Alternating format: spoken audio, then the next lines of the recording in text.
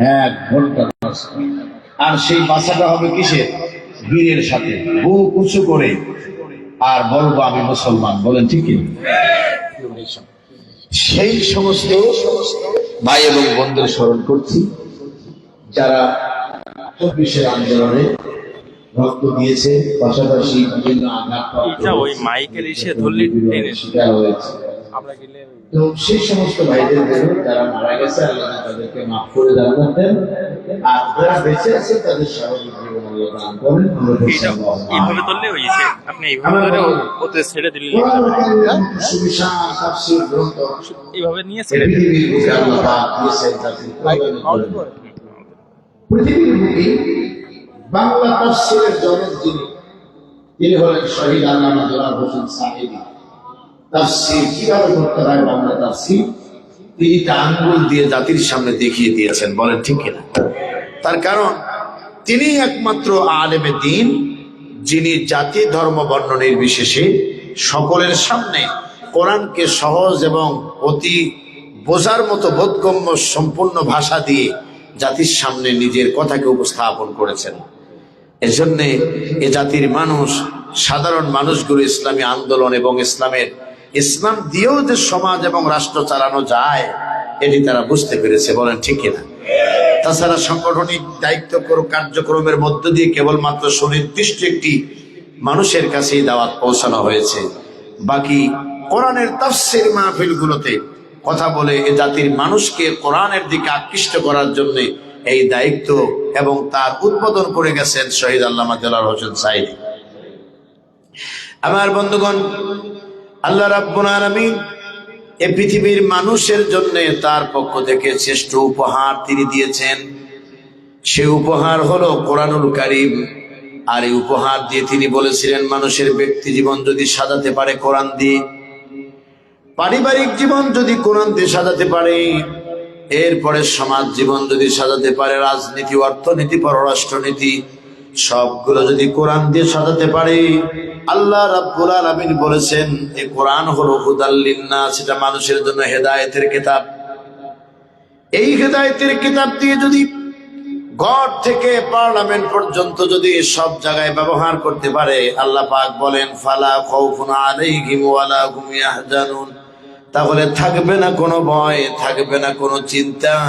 আল্লাহ রাব্বুল আলামিন ভয় মুক্ত, চিন্তা মুক্ত একটা পরিপূর্ণ জীবনের গ্যারান্টি দিয়েছেন।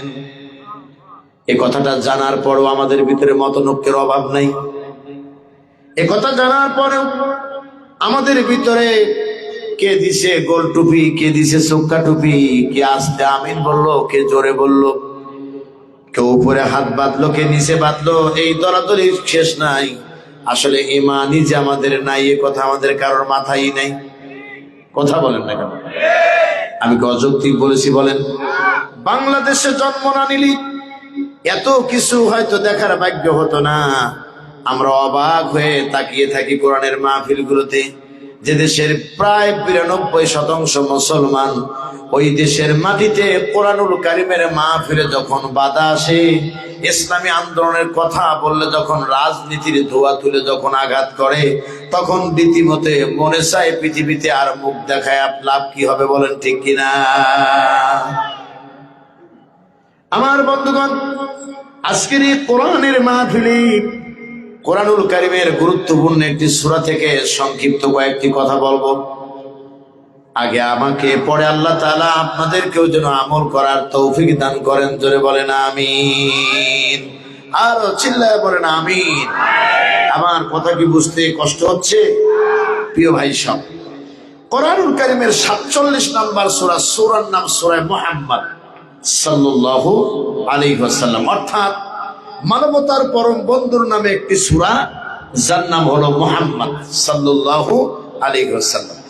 এই সূরার ভিতরে সর্বমোট আয়াতের সংখ্যা হলো 38টি। কয়টি? 38টি আয়াত। এই সূরাটি নাযিল হয় মদিনার জীবনের কোন এক গুরুত্বপূর্ণ মুহূর্তে। আমি আলোচনা বোঝার জন্য আমি বেশি কিছু টানাটানি করব না, একেবারে ডাইরেক্ট লাইনে থাকার চেষ্টা করব ইনশাআল্লাহ। বলেন, এই সূরার ভিতরে মুহাম্মদ শব্দ থেকে সূরার নামকরণ করা হয়েছে। এবং 20 নম্বর আয়াতে এই সূরার অপর একটি নাম উল্লেখ করা হয়েছে, সূরার নাম সূরা কিতাল। বলেন ঠিক কিনা? এই সূরার ভিতরে অসংখ্য বিষয় তুলে ধরা হয়েছে, যে বিষয়গুলো আমি আপনাদেরকে উপস্থাপন করতে যাব না। আমি আলোচনা করব একেবারে পয়েন্টের উপরে, সেটি হলো এই সূরার 34 নম্বর আয়াত। এটা আওয়াজ দিয়ে বলেন তো কত নম্বর আয়াত? 34 নম্বর আয়াত। চলুন দেখি সেখানে আল্লাহ কি বলছেন। আল্লাহ বলছেন, ইন্নাল্লাযীনা কাফারু ওয়া সাদ্দু আন সাবিলিল্লাহ, যারা কুফরি করেছে এবং আল্লাহর রাস্তায় যারা বাধা দিয়েছে। আল্লাহ পাক বলছেন এই অবস্থায় ওই লোকগুলো সুম্মা মাতু ওয়া হুম কুফফার, এবং তারা এই অবস্থায় কুফরির পথ অবলম্বন করে মৃত্যুবরণ করেছে। আল্লাহ পাক দেখে বলছেন ফালাইয়াগফিরাল্লাহু লাহুম, আল্লাহ বলছেন তাদেরকে আল্লাহ তাআলা ক্ষমা করবেন না। নাউজুবিল্লাহ বলেন নাই? আপনারা বোধহয় কষ্ট পেলেন নাকি? কোরআনের কথা আলোচনা করতে গেলে কাউকে মুখের দিকে তাকায় থেকে আলোচনা করা যাবে না। এখন তো কোরআনের মাহফিলগুলোতে বাস্তব কথাগুলো এখন বলবো, আর আয়াতের অর্থ বলে দিয়েছি, পরে একটু ব্যাখ্যা করে বিদায় নেব। বাস্তবতা হলো বাংলাদেশে এখন বর্তমানে বক্তাকে মঞ্চে উঠানোর আগে 2-3 বার আগে পোস্টমর্টম করা হয়ে যায়। একবার ফোনে বলে যে হুজুর এটা বলা যাবে না, একবার অতিথিরে গিয়ে বলে, আর একবার বলে আপনি ওয়াজ করতে করতে তাফসীর করতে করতে মরে যাবেন, তাতে কোনো দুঃখ নাই। কিন্তু রাজনীতির যেন কোনো কথা না আসে। কথা বলেন ঠিক কিনা? রাজনীতি বলতে কি বোঝায় জানেন? রাজনীতি বলতে বোঝায় যে আপনি যত যাই কিছু বলেন কিন্তু ভোট চাইবেন না। এইটা হলো মূল রাজনীতি, এছাড়া আর কিছু খুঁজে পাইনি আমি। যত জায়গায় এই কথাগুলো বলেছে, আমি আমার ব্যক্তিগত পক্ষ থেকে তাদেরকে বুঝিয়েছি আর বলেছি যে এত বেশি আমাদের বুঝায়েন না, কেননা বেশি বুঝালে সে জিনিসের আরো বিপদ হয়। তার কারণ বিগত 16 বছরের 17 সালে যখন আমি চট্টগ্রামে গ্রেফতার হই, চট্টগ্রামের মঞ্চ থেকে গ্রেফতার হওয়ার পরে প্রশাসন আমাকে বলেছিল যে আপনি এই লোহাগড়ায় আর ঢুকতে পারবেন না। ওসি সাহেব বললেন, আল্লাহর কোরআন আমার সামনে, আমি ওসি সাহেবকে ওই মধ্যরাত্রে একা একা দাঁড়িয়ে বলেছিলাম, ওসি সাহেব এই লোহাগড়া আমি আসব, এবং এই লোহাগড়ার জমিনে যে চেষ্টা তামাম পৃথিবীও সেই একই চেষ্টা। বলেন ঠিক কিনা? আমি এই লোহাগড়া আসবো এবং আপনাকে আমার গাড়িতে করে নিয়ে যাব, নিয়ে মাহফিল শোনায়া প্রমাণ করব আমরা মানুষকে খুশি করার জন্য কথা বলি না, আমরা কথা বলি মহান রবের সন্তুষ্টির আশায়। চিল্লায় বলেন মুসলমান ঠিক কিনা? ওসি সাহেব যাওয়ার পরে যে কথাটা এখানে আসলো, আপনারা বিব্রত না হয়ে কথাটা বোঝার চেষ্টা করেন। সারা বাংলাদেশ ঘুরে দুঃখ রাখার জায়গা নাই, সব কিছু চলবে নিজেদের গতি অনুযায়ী। কিন্তু কোরআন হাদিসের কথা উন্মুক্ত পরিবেশে কথা বললেই ওয়াজের নামে উস্কানি হয়ে যায়। আমি নিজে চোখে দেখেছি, গ্রেপ্তার হওয়ার পরে আওয়ামী লীগ ক্ষমতায় থাকা অবস্থায় টানা 17 থেকে প্রায় 7 বছর এই বাংলাদেশের ভূখণ্ডে, ভারত বর্ষের কথা বাদ রাখেন, ভারতে যে কয়েকটি প্রদেশে আমরা প্রোগ্রাম করেছি এগুলো বন্ধ রাখলাম, বাংলাদেশের বুকে এই 7 বছরে নাও হলে প্রায় 12 থেকে 1400 প্রোগ্রাম আমি মাঠে অবস্থান করেছি। 100-200 জন। আপনার কথাটা গুরুত্ব আগে বোঝেন। আমি নিজে বাস্তব শিকার, আমি নিজে দেখেছি। এ কোরআনুল কারিমের আলোচনার মূল প্রতিবন্ধকতা সৃষ্টিকারী হলো তারা যারা মুসলমান নামধারী মুনাফিক, এছাড়া আর কাউকে খুঁজে পাইনি এরাই। আমার বন্ধুগণ, যদি আপনি চতুর্দিকে খেয়াল করেন, আজকেও আমি গাড়ির মধ্যে আমার মিডিয়ার লোককে জিজ্ঞাসা করলাম, ভাই যেখানে যাব আধা ঘন্টা তোমাকে নতুন আলোচনা দিব, কিন্তু জাতির মুক্তির জন্য কি কি কথা বললে উপকার হয় সে কথাগুলো আমার একটু লিখে দেন, আমি বলবো। তার কারণ আমি এটা দৃঢ়ভাবে বিশ্বাস করি, যদি মৃত্যু থাকতো বাতিলের হাতে, গত 16 বছরে বাঁচার কোনো ক্ষমতা আমাদের ছিল না। আমাদের মেরে ফেলে দিত, লিস্ট তৈরি করে রাখা ছিল, কিন্তু তারা মারতে পারে নাই। এই জন্য মারতে পারে নাই, হায়াত এবং মউত পৃথিবীর কারো হাতে নয়। মৃত্যু জমিন থেকে ফয়সালা হয় না, ফয়সালা হয় আসমান থেকে। আমি জানি মারতে পারবে না। ঈশ্বরদী থেকে আমাকে ফোন করে বলল জোরের সময় যে আপনি আসলে গুলি করা হবে, এখন আপনি আসবেন কিনা দেখেন। এই আমি লিখলাম আমাকে। আমি চিন্তা করলাম সর্বনাশ, এই কথা ড্রাইভার বলে ড্রাইভারও যাবে না, যে গুলি খান আপনি একা খান, আমি যাবো। স্ত্রীকে যদি বলি তখন স্ত্রী শপথ নেয় নাই, শপথ ভালো করে বুঝে নেন আপনারা, এখন তিনি অনেক দায়িত্বশীল হয়ে গেছে। সংগ্রামী ভাইয়েরা আমার, তিনাকেও বললাম না, এরপরে আর কাউকে তো বলাই যাবে না, হঠাৎ করে বললাম যেভাবেই হোক যাবো। একটু পরে ফোন দিয়ে বলতেছে মেসেজ পাইছেন না? কি বললাম পাইছি। কয় কি লেখা আছে? বললাম লেখা আছে কোনো খাবারও দিবেন না, পানিও দিবেন না, কিছুই দিবেন না, যাওয়া মাত্র গুলি করবেন। কয় তাহলে আপনি এখন বুঝে দেখেন আসবেন কিনা। আমি বললাম আল্লাহর শপথ করে বলছি আমি আসবো, কেননা ওই জায়গায় যদি আমার মৃত্যু থাকে আমাকে সেজে গুজে যেতে হবে। আর যদি মৃত্যু না থাকে তাহলে কেউ আমাকে মারতে পারবে না। এটার নাম ঈমান। এটার নাম কি? এটার নাম ঈমান। আমার বন্ধুগণ, আয়াতের ব্যাখ্যাটা একটু বোঝানোর জন্য আমি বর্তমান প্রেক্ষাপটের কিছু কথা বলবো। কষ্ট হচ্ছে আপনাদের? সারা বাংলাদেশ ঘুরে আমি দেখেছি, যতই কোরআনের মাহফিলের আয়োজন করেন, আমাদের দেশে অধিকাংশ ধর্মীয় জায়গাগুলোতে এখন হক কথা বলা মানে জীবনের ঝুঁকি। কথা বলেন।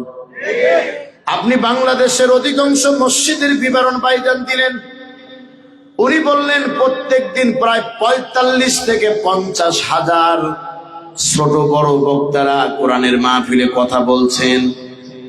এটা যেমন আশাবাঞ্জক কথা, এর সঙ্গে হতাশার কথা হলো এই ৫০,০০০ আলেম যদি ওই ১৫ বছর নারায়ে তাকবীর আল্লাহু আকবার ধরে দিয়ে ইসলামের জন্য ঝাঁপায়া পড়তো, তাহলে আল্লামা সাঈদীকে ১৩ বছর কেউ জেলে রাখতে পারতো না। মুসলিমে কিছু লোক বলতেছে আর বাকি সব বলতেছে এখন সুযোগের সন্ধানে। এখন আবার আকীদা যাদের খারাপ, তারা যদি ক্ষমতায় এসে যায় তাহলে তো পাঁচটা কিছু করা লাগবে। কথা বলেন ঠিক কিনা? আমার বন্ধুগণ, আমার জানা মতে বাংলাদেশের যত মসজিদ আছে সবগুলো মসজিদ এখনো হক কথা নাই। কথা বলেন। যদি উত্তর দেন ভালোভাবে আমি সন্তুষ্ট হব। কেন হক কথা নাই? এই কথাটা আমার কলিজার বক্তব্য, এটা বলবো নাকি আপনাদের কাছে? যদি আপনাদের গায়ে লাগে যে ৩টা কারণে হক কথা উঠে গেছে, এখানে ৩ গ্রুপের লোকই আছে, বলবো। তার ১ নাম্বার কারণ হলো বাংলাদেশের অধিকাংশ মসজিদ দুটো একটা থাকতে পারে। অধিকাংশ মসজিদ যারা পরিচালনা করে মানে কমিটির সদস্য, এদের ভিতরে ইসলাম বলতে কিছু নাই। কলিজার ভিতরে বোম মারলে ইসলামী আন্দোলনও বোঝে না। এই জন্য ইমাম সাহেবকে যায় বলে, হুজুর যা হয় হোক দেশে, আপনার চিন্তা করার দরকার নাই, আপনার গতি আপনি ঠিক রাখেন। কথা বলে না। বললো অমুক পাড়ার অমুক দলের লোক আছে, অমুক পাড়ার অমুক দলের লোক আছে, আমরাও তো মুসলমান, আমরাও মানি, কিন্তু বলা যাবে না। কথা বলেন না কেন? তাহলে বোঝেন তো দেখি, যে কথা বলা যাবে না সে কথার পরিচয় আল্লাহ দিয়ে দিয়েছেন নবীজি। ওয়া ইযা কিলা লাহুম তাআলাউ ইলা মা আনজালাল্লাহ ওয়া ইলার রাসূল রাআইতাল মুনাফিকিনা ইয়াসুদ্দুনা আনকা সুদুদা। ও নবী, যখন বলা হয় আসো আমরা ইসলাম মানি, কোরআন মানি, কোরআন দিয়ে সমাজ এবং রাষ্ট্র চালাই, তখন আপনি দেখবেন যারা মুনাফিক তারা সোজা যায় না, তারা পাশ কেটে অন্যদিকে চলে যায়। আর বাংলাদেশের ভাষায়, আল্লাহর ভাষায় হলো তারা পাশ কেটে চলে যায়, আর বাংলাদেশের ভাষায় হলো তারা মুসলমান হয়ে বলে ইসলামের রাজনীতি নাই। সবাই সন্তুষ্ট হতে পারেন নাই, কিন্তু আমি যা বলি কথা মনে রাখেন। মুখে দাড়ি, মাথায় টুপি, গায়ে পাঞ্জাবি, হাজি রুমাল কাঁধে,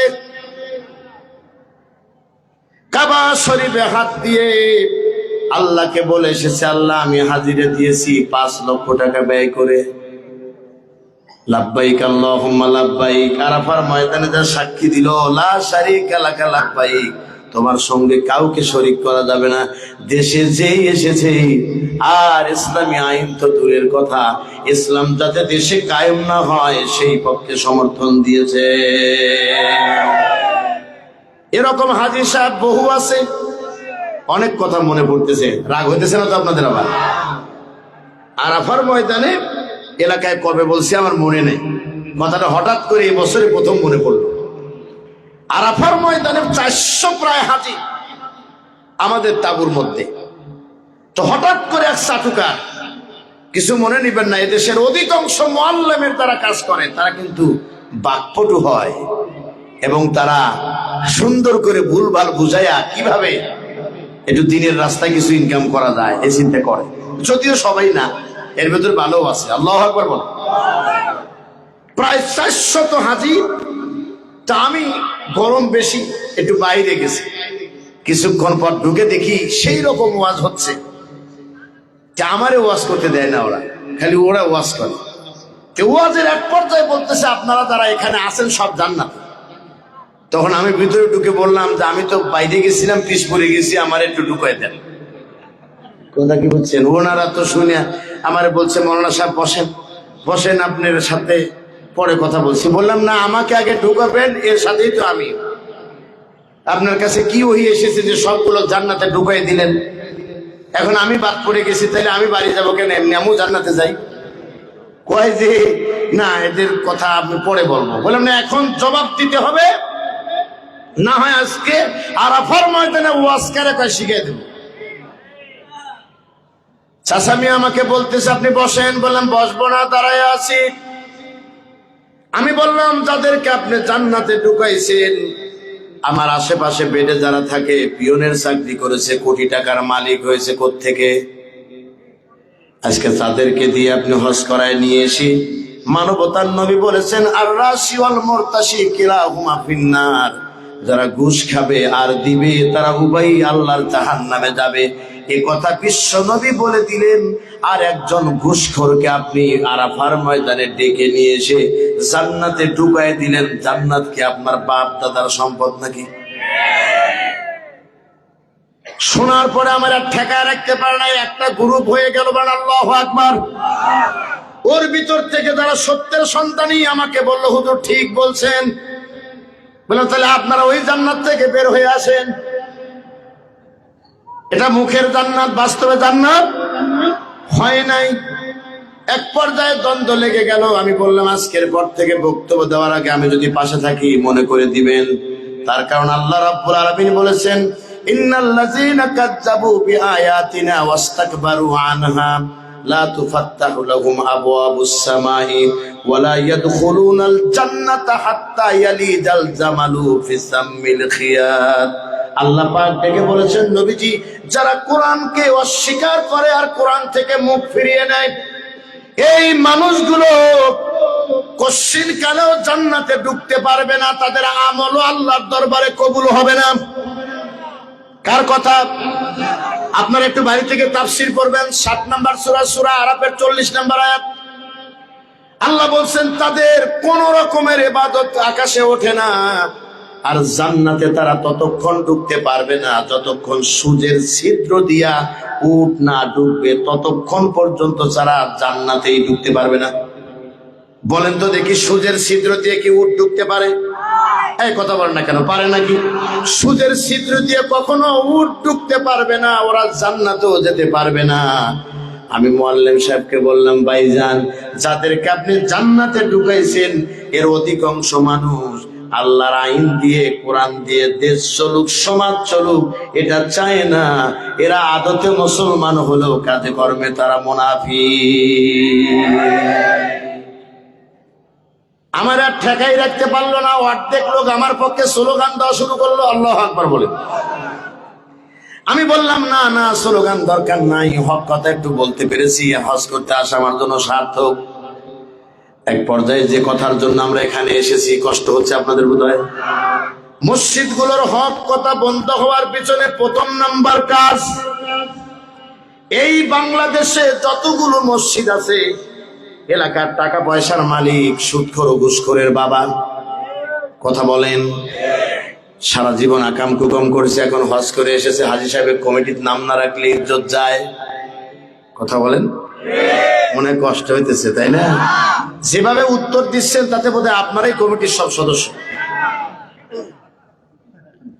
অথচ আল্লাহ রাব্বুল আলামিন মসজিদ যারা পরিচালনা করবে তাদের ব্যাপারে তিনি একটা কথা বলেছেন, আমি শুধু দলিল দিয়ে যাব। 9 নম্বর সূরা তওবার 18 নম্বর আয়াত। আল্লাহ বলছেন ইন্নামা ইয়া'মুরু মাসাজিদাল্লাহি মান আমানা বিল্লাহি। আয়াতটা ভালো করে পড়বেন। এখানে আল্লাহর ঘর মসজিদ পরিচালনা করার জন্য 5টা গুণ বর্ণনা করা হয়েছে। 1 নাম্বার হলো যিনি মসজিদ পরিচালনার সদস্য হবেন তাকে ঈমানদার হতে হবে। আওয়াজ দিয়ে বলেন কি হতে হবে? ঈমানদার হতে হবে। 2 নাম্বার হলো কি? পরকালের প্রতি বিশ্বাস এবং জবাবদিহিতার চিন্তা থাকতে হবে।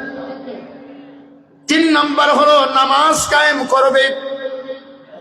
4 নাম্বার হলো যাকাত প্রদান করবি। আর 5 নাম্বার হলো এক আল্লাহ ছাড়া কারোর কাছে মাথা নত করবে না। নির্বাচন করার আগে একটু ভাববেন, যারা নাম দিলাম উনি তো নামাজে আসে না, তার নাম না দিলে কমিটি টেকে না, কারণ কি? এরপরে 2 নাম্বার কারণ বলবো এইবার কিন্তু হুজুররা রেডি।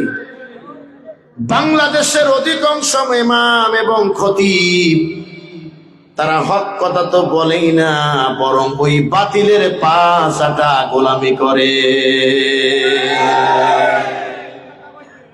হ্যাঁ, ঠিক কথা কইছি? এইটা ঠিক। ওয়াও, একের কথা। আবার সেই মুক্ত গাছার কথা মনে পড়লো। কুয়াশার ভিতরে ওয়াজ করতেছি, মানুষের দেখা যায় না। যেই বলছি বলেন ঠিক কিনা, 1 চাষা লাভ দিতে যায় 200% ঠিক।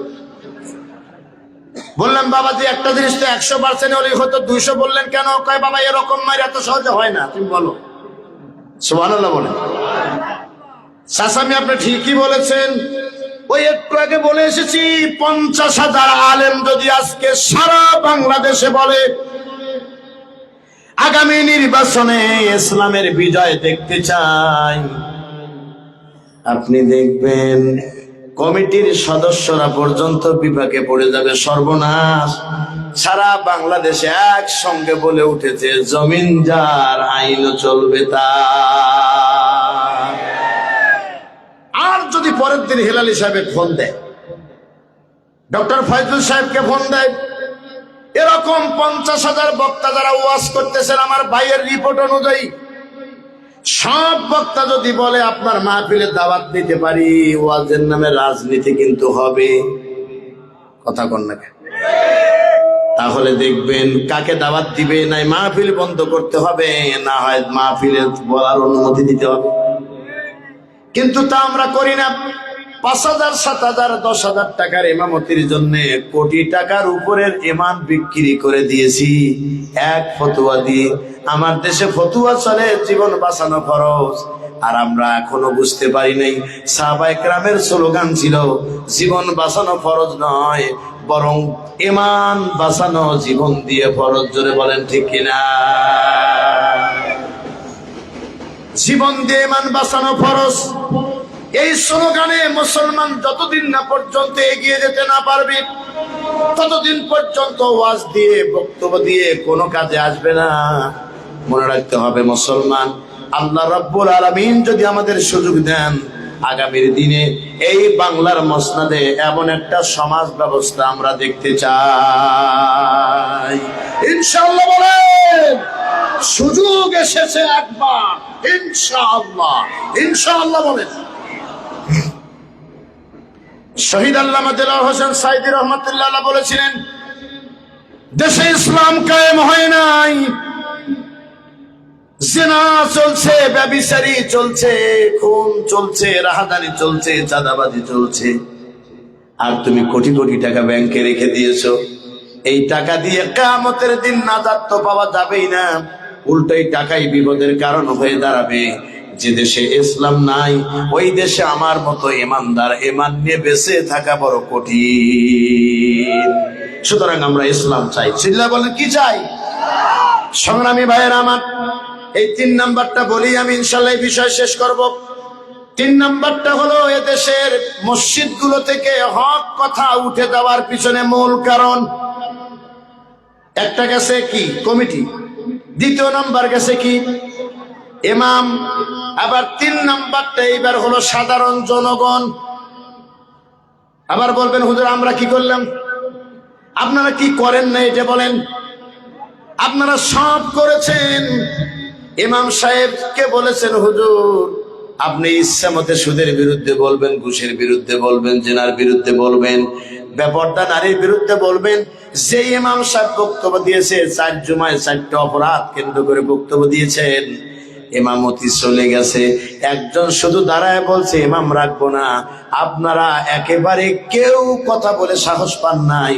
আপনারা প্রতিবাদ গড়ে তুললে ওরকম কমিটির সদস্য ডাস্টবিনে যেতে বাধ্য হতো। আমার জীবনে দেখা এমনও মাহফিল কক্সবাজারে পাইছি, মাহফিল শেষ, কমিটির কেউ নাই, কে বিদায় করবে? ড্রাইভারে বললাম কি হয়েছে? কয় স্যার এই যে আপনার টাকার একটা খাম দিয়ে গেছে। ওরা কই? কয় কেউ নাই। বলে যেভাবে কথা বলতেছেন ওরা চিন্তা করছে বিপদ যত হুজুর পড়ুক, অথচ আমরা নাই। হুজুরের গাড়ি যখন মোটর সাইকেল বহর দিয়ে যখন স্লোগান দিয়েছে জেহাদ জেহাদ জেহাদ চাই, জেহাদ করে বাঁচতে চাই, যেই মধ্যরাত্রে পুলিশ এসেছে তখন বক্তা আর মাইকালা ছাড়া কেউ নাই। আমার নিজে দেখা কথা, কি বুঝতে পারছেন সংগ্রামী ভাইয়েরা আমার? সুতরাং আমি এই বিষয়ের কথা বলবো না। এই 3টে বিষয় হলো মূল দায়ী মাহফিল গুলোতে, এই মূল দায়ী। এখন তাদেরকে কমিটিতে নাম না রাখলে তারা মাহফিল হতে দেয় না। কথা বলেন না কেন? এমনকি মাহফিলে বসে থাকে, কোরআন বোঝে না, হাদিস বোঝে না, বিসমিল্লাহ সহি করে বলতে পারে না, সেও আবার বক্তার ভুল ধরে। আপনারা অনেকে এরকম মাথা কাছাকাছি করতেছেন, কিন্তু আমার তো ভিতর কাছাকাছি করতেছে। আমার নিজের দেখা জিনিস, বিশ্বাস করবেন না, মুখে দাড়ি দিয়ে টুপি দিয়ে একেবারে দেখা যায় আল্লাহর খাস ওলি। সেও এসে বলে হুজুর একটু দেখে শুনে বলবেন। বলি চাচা কি দেখবো? বলে চোর আছে, গুন্ডা আছে, এগুলো বলা দরকার নাই, সময় এমন ওয়াজ করবেন যে ওয়াজে মানুষের চোখের পানি বের হয়। আমি বললাম চাচা পানিতে এত সহজ জিনিস নয় যে অভিনয় করে বের করে দেব। কথা কন না কেন? ও চাচা বলেন তো দেখে আপনাদের এলাকায় সুদখোর আছে নাকি? ভাই বাবা ওগুলো তো থাকবেই। ঘুষখোর আছে নাকি? ভাই আপনার পাশেই বসে থাকবে।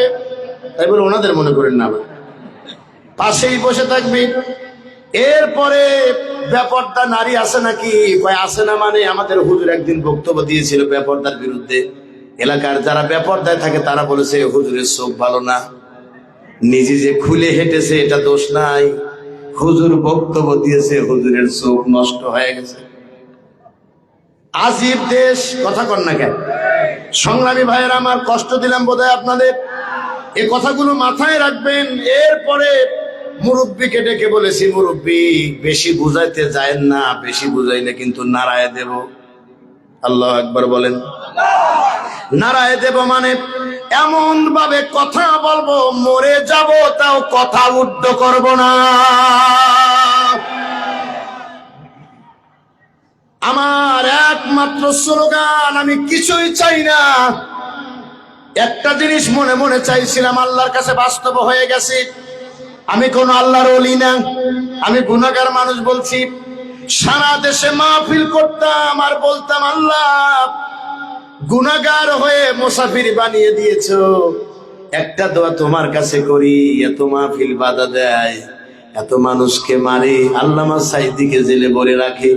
এই চোখ দিয়ে যদি মরার আগে দেখে যেতে পারতাম। এই স্বৈরাচার বিদায় নিয়েছে, আল্লাহ বিদায় করে এই চোখের প্রশান্তি ঢেলে দিয়েছে। আর আমার সেই কোরআনের পাখি মাসলুমের দোয়া কবুল হয়ে গেছে। মাসলুম 25 থেকে 30 বছর আগে বলেছিলেন, যেভাবে ধরতেছ আর যেভাবে মারতেছ, হামলা দিচ্ছ মামলা দিচ্ছ, এমন একদিন আসবে পালানোর জন্য ইন্দুরের গর্ত পর্যন্ত খুঁজে পাবা না। আল্লাহু আকবার বলেন। মনে হয় যেন আজই আল্লামা সাইদি প্যারেড ময়দানে বললেন আল্লাহু আকবার। আর বলেছিলেন কথায় কথায় মৌলবাদ বলো। আমরা যদি মৌলবাদ হই তাহলে তোমরা হলো আগাবাদ। আগা হলো উপরে আর মূল হলো নিচে। কথা কর না কেন? মূলে হলাম আমরা 12 কোটি, আগা ধরে তোমরা দাঁড়িয়ে থাকবা, আর আমরা গোড়া ধরে 12 কোটি। আস্তে করে নাড়া দিলে উড়ে গিয়ে মামু বাড়ি দিল্লি যায় পড়বা। সত্যি সত্যি কোনো দেশে যায় নাই, দিল্লি চলে গেছে। আরে মিয়া আল্লাহু আকবার বলেন। কষ্ট হয়ে গেছে বোধহয় আপনাদের। দিল্লি চলে গেছে, দিল্লি ছাড়ার কোথাও যায় নাই। পাশেই ছিল ত্রিপুরা, পাশেই ছিল আসাম, পাশেই ছিল 24 পরগনা হাওড়া, পাশেই ছিল কলকাতা, পাশেই ছিল কি ফারাক্কা, কুচবিহার। এসব এলাকায় আল্লাহ আমাদেরকে নিয়েছেন, আলহামদুলিল্লাহ বলেন। এসব এলাকার সব মানুষ, একটা গুড নিউজ আপনাদের দেই, বাংলাদেশ নয়, ইন্ডিয়ার যতগুলো প্রদেশে আল্লাহ পাক হেলালি সাহেবকে কথা বলাইছেন, প্রত্যেকটা প্রদেশের মানুষ আল্লামা সাঈদীর জন্য আমার আপনার চেয়েও পাগল। বলেন আল্লাহু আকবার। আমার বন্ধুগণ, কথা আমরা বলতে এসেছি 1 ঘন্টা। কয়টায় শুরু করছি? 9:15। এখন বাজে কত? 10টা 45 পার হয়ে গেছে। আমরা কেউ বুঝি নাই। আর 15 মিনিট ওয়াজ করে মোনাজাত করবো, রাজি আছেন তো ইনশাআল্লাহ? হাজার গানের মাঝে একটি গান যদি আল্লাহর কাছে প্রিয় হয়, সেই তো সুখের কথা, সেই তো সফলতা, চাওয়া পাওয়ার কিছু নয়, চাওয়া পাওয়ার কিছু নয়। হাজার গানের মাঝে একটি গান যদি আল্লাহর কাছে প্রিয় হয়, একটি গান আর একটি কথা যদি আমার আল্লাহর কাছে প্রিয় হয়ে যায়, এর চেয়ে বড় পাওয়া আর কিছু আছে? আমার বন্ধুগণ, আল্লাহ রাব্বুল আলামিন বলছেন, বান্দারে নিশ্চয়ই যারা কুফরি করেছি, আর এই কুফরি করার পরে আমি আল্লাহ রাব্বুল আলামিন তাদেরকে যা বলছি, এই কথাটা একটু মনোযোগ দিয়ে আপনারা শুনবেন। এখন আয়াতের সামান্য ব্যাখ্যা বলবো। ইন্নাল্লাযীনা কাফারু ওয়াসাদ্দু আন সাবিলিল্লাহ, যারা কুফরির পথ অবলম্বন করেছে আর যারা আল্লাহর রাস্তায় বাধা দিয়েছে, এই অবস্থায় যদি তওবা না করে ফিরে না এসে মরে যায়, আল্লাহ বলছেন তাদেরকে কশ্চিন কালেও মাফ করা হবে না। এইবার আমরা পাক পাক করে কথা বলবো। আল্লাহ বলছেন, ইন্নাল্লাযীনা কাফারু, নিশ্চয়ই যারা কুফরি করেছে। কুফরুন শব্দের অর্থটা আগে আপনাকে বুঝতে হবে। কুফরুন শব্দের অর্থটা হলো ঢেকে দেওয়া, আড়াল করা। এর মানে হলো যে মহাসত্য আল্লাহ পাক দিয়েছেন, সেই মহাসত্য থেকে ঈমানকে আড়াল করার নামই হলো কুফরি করা। মহাসত্য কি? আমার সাথে বলেন সবাই। মহাসত্য হলো আল্লাহ। চিল্লায় বলেন কি? মহাসত্য হলো আল্লাহ, মহাসত্য হলো ইসলাম, মহাসত্য হলো কোরআন, আর মহাসত্য হলো আমার আপনার নবী জনাবে মুহাম্মদুর রাসূলুল্লাহ সাল্লাল্লাহু আলাইহি সাল্লাম। এর প্রত্যেকটার স্তর, এগুলোকে পরিপূর্ণতার সঙ্গে স্বীকার করে নেওয়ার নাম হলো ঈমান, আর এর যে কোনো একটার বাইরে যাওয়ার নাম হলো কুফরি করা। এখন আপনাদের কাছে আমি জানতে চাই, মুসলমান ভাইয়েরা, একটু দয়া করে জবাব দিবেন, এই অশান্ত মনটাকে শান্ত করে দিবেন। আমার দেশে যদিও 92% প্রায় মুসলমান, কিন্তু গণনা করতে গেলে দেখা যায় এই 92% অর্ধেকের বেশি প্রায় আমরা ইসলামী আন্দোলন মানি না। কথা বলেন না কেন? অর্থাৎ 100% মানুষের ভিতরে প্রায় 60% মানুষ ইসলামী আন্দোলন আমরা মানি না। এরপরে আরো 20% মতো মানুষ আমরা এই বাংলাদেশে ইসলাম চলুক আর যাই চলুক, এটা আমরা ভালো মন্দ কিছুই বুঝি না। একদল আছে অস্বীকার করে, আর একদল আছে যেটাই চলুক এটার পক্ষেই আছে। আর কিছু মানুষ তারা জীবনের ত্যাগ তিতিক্ষা দিয়ে আল্লাহ রাব্বুল আলামিনের দ্বীন প্রতিষ্ঠার জন্য কথা বলে। কথা বলেন না কেন? এই কথা বলতে যায় যে কথাগুলো আমরা শুনি, এখন তো আলোচনা আবার ঘুরে যাবে, বলবো কি? এই কাজগুলো যারা আমরা 20% মানুষ করি মনে করেন, আমি কিন্তু একটা আন্দাজে বলেছি, 100% মানুষের ভিতরে 10% আপনি বাদ দেন বিধর্মী বিভিন্ন রকমের আছে, আর 90% মানুষের ভিতরে একদল আছে জাতীয়তাবাদে বিশ্বাসী, আবার আর একদল আছে ধর্ম নিরপেক্ষ মতবাদে বিশ্বাসী, তাদের আবার ধর্মই নেই। আর একদল আছে তারা বলে লাকুম দীনুকুম ওয়ালিয়া দীন, আমরা কিছুই বুঝি না।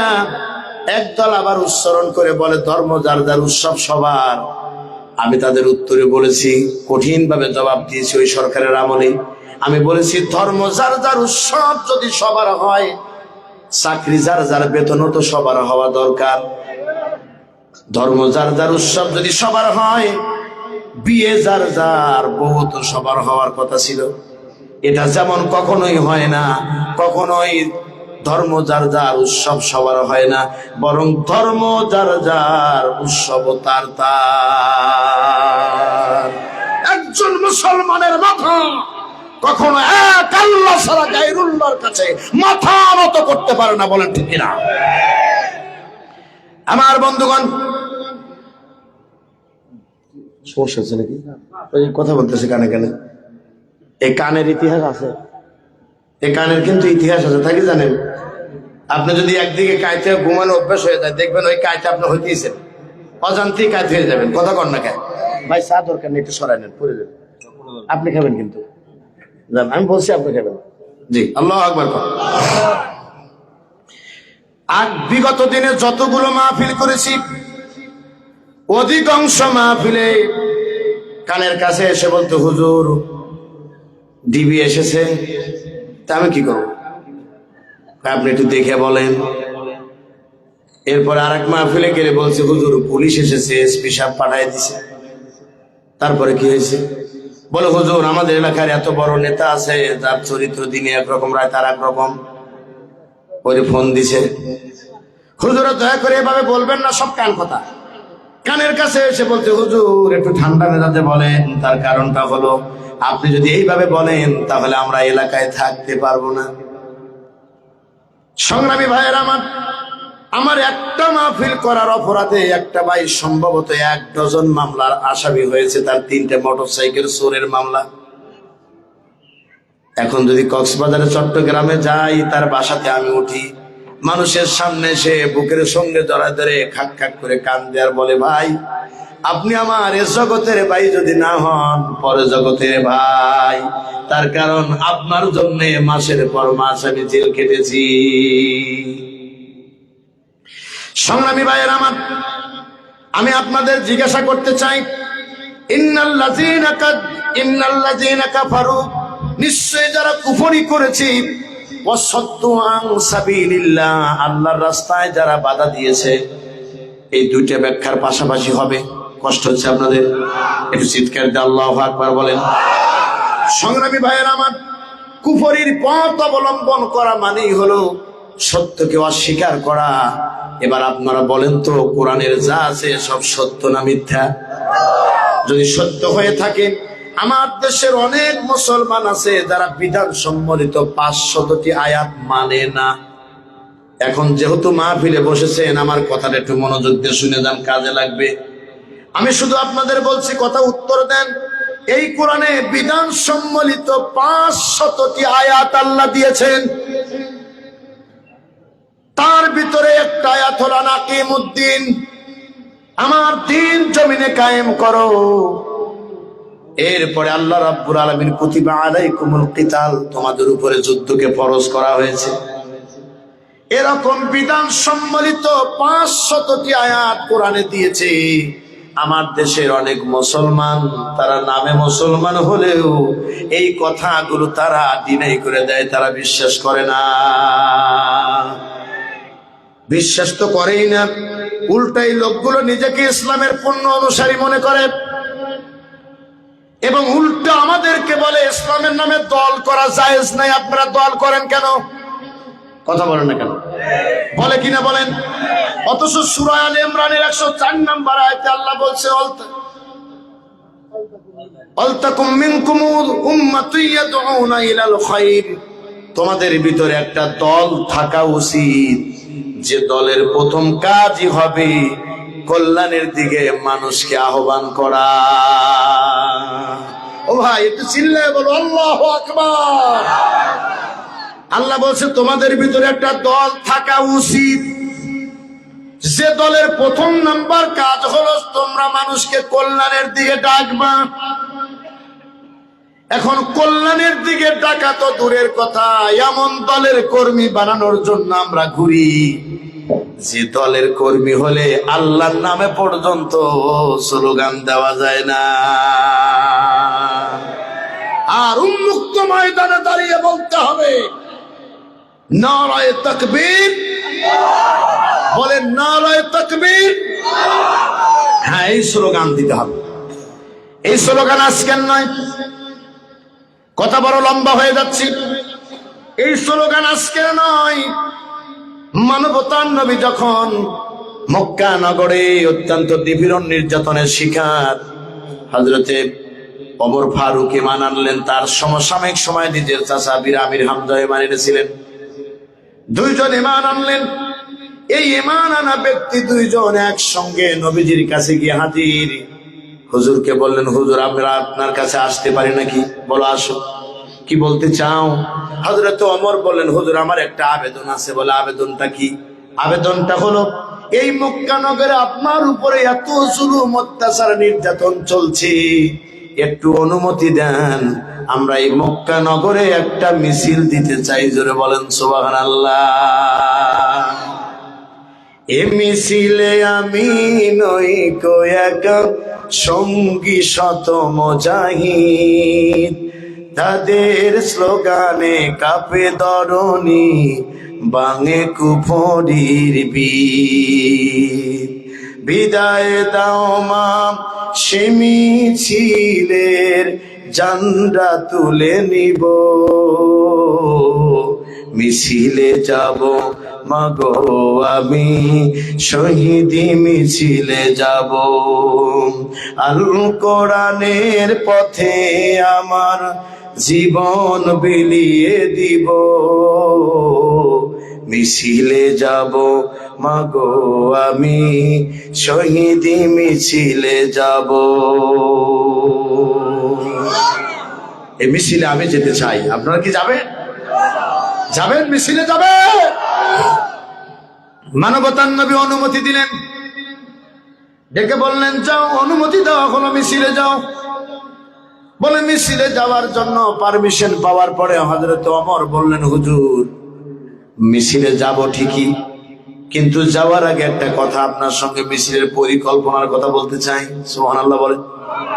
বললে বলো, কি বলতে চাও? বলে হুজুর মিছিলে যাওয়ার জন্য যে পারমিশন দিলেন, ওই মিছিলের নেতৃত্বে থাকবো আমি ওমর।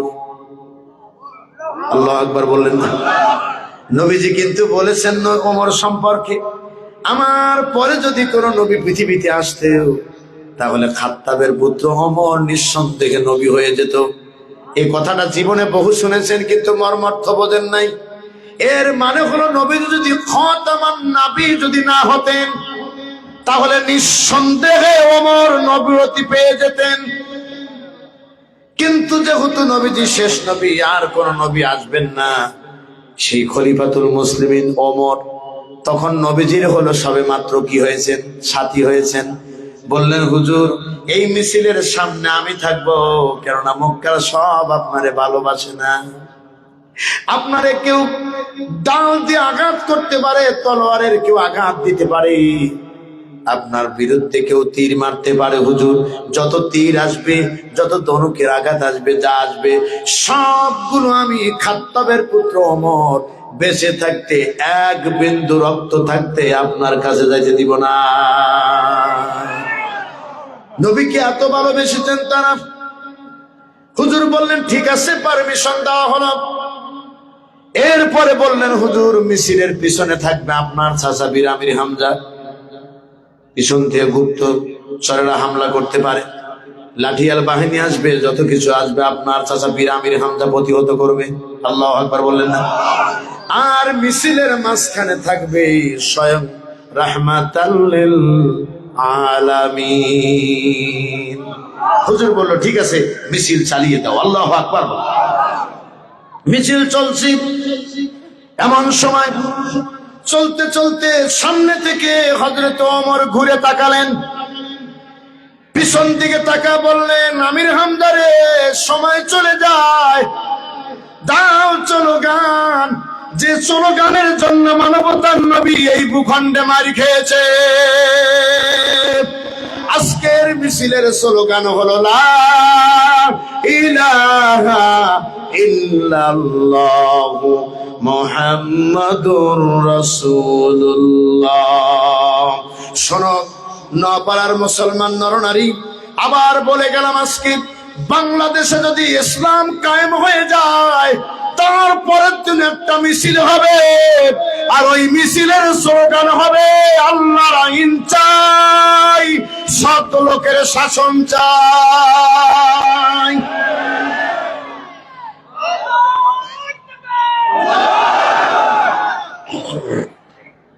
আমার বন্ধুগণ, কষ্ট হয়ে গেছে আপনার? আচ্ছা, একটু আলোচনা করে নেই। এই 1 ঘন্টা হয়ে গেল, 15 বাজে। আমি 1.5 ঘন্টা সারা দেশে কথা বলি, 1.5 ঘন্টা শেষ করে দিলে সমস্যা আছে আপনাদের? ভালো লাগছে শুনতে। আল্লাহু আকবার বলেন। আর মোনাজাত সহ আর আধা ঘন্টা পাবেন ইনশাআল্লাহ।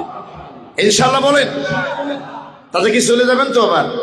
আচ্ছা ঠিক আছে, আলহামদুলিল্লাহ। আজকে মরলে কালকে দুদিন, পরের দিন কেউ কাঁদবে না, ঠিক কিনা? যাদের জন্য করলা কামাই, মরলে তাহারা চিনবে না। থাকতে সময় করো আমল, ইমান করো খাঁটি, শেষ নিদানে তোমার আমার 3.5 হাত মাটি। এই কথা মনে করে একটু আলোচনা শুনে যান, একটু চিৎকার দিয়ে আল্লাহু আকবার। আমার বন্ধুগণ, আমার যে মূল প্রশ্ন, সেই প্রশ্নের উত্তর যদি পাই তাহলে আমার কষ্ট করা সার্থক। আমি জানতে চাই, এ কোরআনের কতটুকু অস্বীকার করলে লোকটা কাফের হবে? না না, খেলা হবে।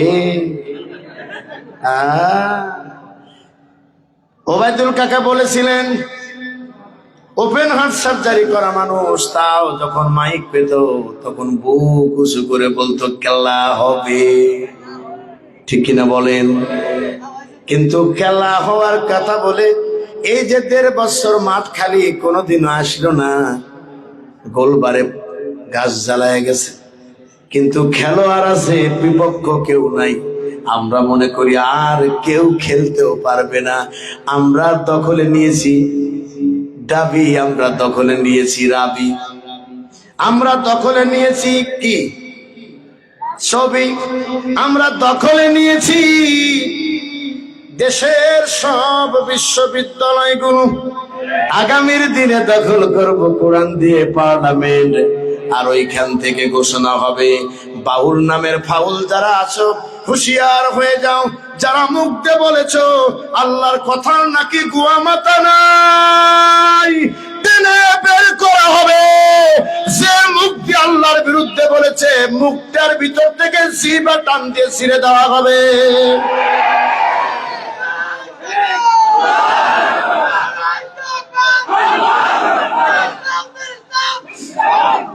স্লোগান বন্ধ করেন, আপনাদের এই স্লোগান দিয়ে কাজ হয় না। পুলিশ দাঁড়ায় থেকেছে, এখন ওয়াজ বন্ধ করবেন, ঠিক আছে বন্ধ করবো, স্লোগান দেন আপনারা। আমি বলেছি, পুলিশ দাঁড়ায় বলেছে ঠিক আছে স্লোগান দেন, বলেন জমিনদার আইনও চলবে তার। বলে হুজুর এতটুকু না বললে হতো না, বললাম এতটুকু না হলে আজকের খাওয়াও জায়েজ নাই। কথা কন না কেন?